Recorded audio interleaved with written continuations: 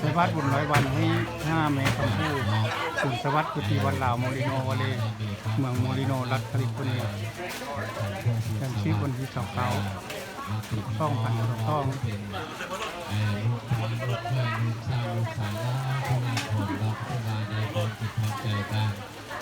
ตั้งเป็นกองอัฐะขึ้นมาเนาะเพื่ออุทิศส่วนบุญส่วนกุศลที่5อย่างแม่ครูน้องที่เราพูดเป็นแม่จะพ่อให้ได้ดีพักเอาหน่อยทุกอย่างให้เอาเนาะส่วนบุญส่วนกุศลของพ่อพ่อมาเมื่อก่อนเนาะพ่อจะทำงานทำมาเมื่อพ่อแก่สลายให้กับพ่อแก่ไทยเมื่อพ่อแก่เอาไปให้พวกเรามีความคิดที่คิดแค่เราเป็นผู้ทุกข์สุขทุกข์มาทำบุญเนาะมาเพื่อแต่5เลยเพื่อเป็นทางข้าวเนาะอาจารย์ดีอกดีใจขอโมทนารับเอาที่เป็นท่านทางเนาะที่เป็นท่านทางมาเอาเงินเอาใจให้ทองเจ้าพ่อพ่อที่เป็นลูกเป็นญาติเป็นญาติพี่น้องเจ้าพ่อพ่อมีความสติไปเรื่อยๆเองเนาะเพราะว่า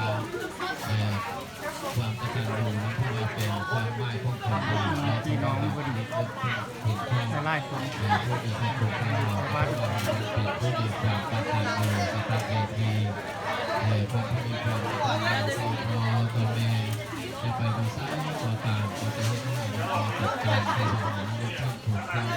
พ่อพ่อแม่ท่านทางผู้มีพระคุณท่านไม่รักเองเนาะงานที่เจ้าที่กำลังสอนเนาะที่ในราคาที่เป็นอุปถานะเนาะราคาอุปถาพิตาบรรดาของท่านมีชีวิตอยู่เมื่อการทำอุปถาแทนในทุกปีไปแล้วยอมเป็นบุญคุณอันสูงสุดแล้วกันเนาะฝากไว้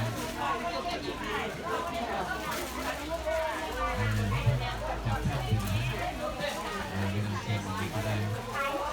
เอาซอยกันเนาะใส่ว่าถ้าเป็นอะไรได้เนาะโอเคก็ใส่ว่าสิ่งใดก็ตามที่เราได้นำมาเจ้าบ้านเจ้าหญิงจะเป็นผู้นำพอสละเอาให้ก็ตามจะเป็นผู้นำบ้านก็ดีที่เราได้สั่งสร้างบางแต่ถ้าเป็นทานแล้วก็จะเป็นบุญเป็นบารมีแก่เราเนาะเราจะไปดูไซก็ตามทุกคนได้ก็ตามบุญก็จะตามเราไปทุกเวลาเนาะเพราะว่าบุญนั้นเราเป็นห้าต้องตัดแต่ว่ามีหน้าเลยเนาะพระพุทธเจ้าการสร้างสรรค์บุญนั้นย่อมนำความสุขความเจริญมาสู่ชีวิตของเราเนาะเพราะว่าความดีที่เราทำนี่แหละจะเป็นผู้เอาสิ่งดีๆเข้ามาสู่ชีวิตสู่ความสุขของเราเนาะเพราะว่าการที่สิ่งที่ทำเนาะเพราะว่าเรามันมีการเข้าวัดการทำสร้างสิ่งที่เราทำเนาะเอาไปทำงานเอาไปทำให้คนไปตามเพราะว่าเป็นผู้มีมืออันเปียกสุดในรูปบริพารเนาะที่ทำให้ศรัทธาได้ก็เป็นบริเนาะที่เราที่เราจะเอาเงินที่เราจะทำให้เราเป็นว่าในโลกนี้ของบ้านนี่แค่นี้คือบอกว่า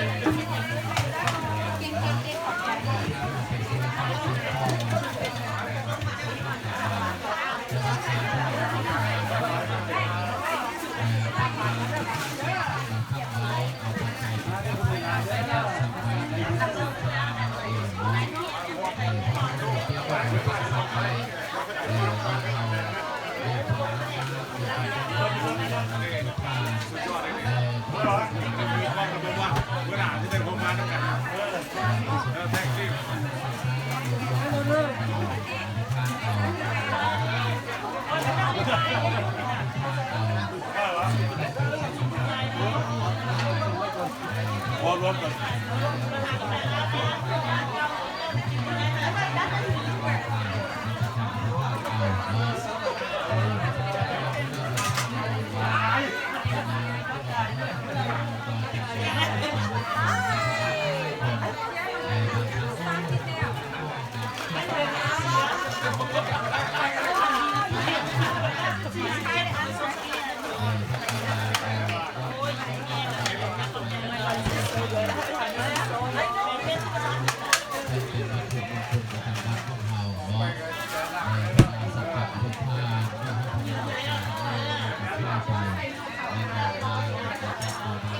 สิ่งที่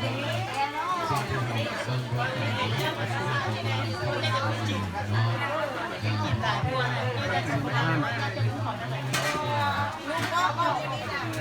นั่นก็แล้วก็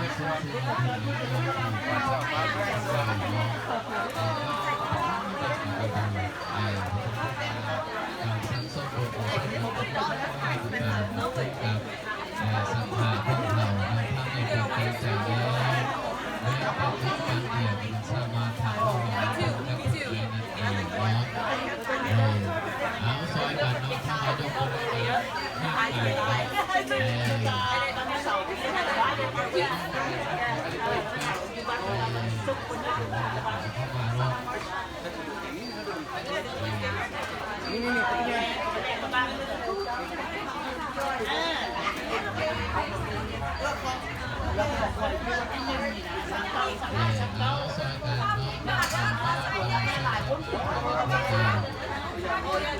เนาะ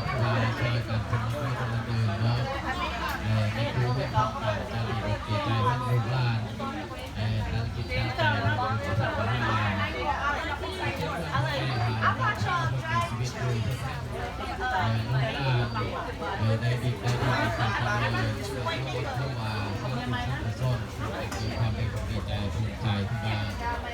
มาเสียแทนที่ทำงานมาเนาะมาในการทำงานของที่ทุกคนเองเนาะนี่คือการที่เรามาเนาะแก้ไม่ได้การเรียนเพื่อตัวเองต้องจำหน้ามาคุมเลยต้องประตูบ้านของอย่างพวกเราเนาะก็มีไปบ้าน